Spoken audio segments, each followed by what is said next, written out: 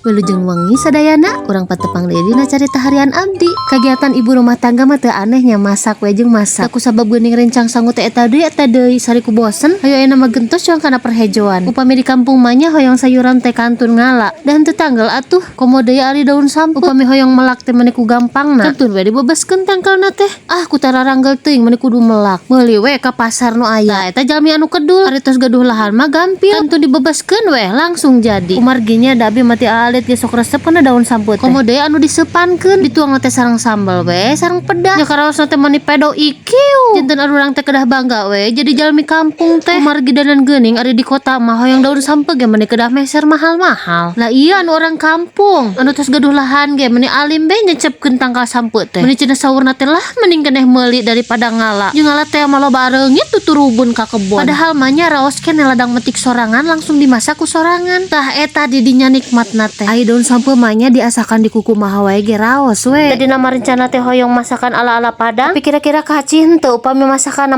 Padang tapi dituangeuna di Jawa.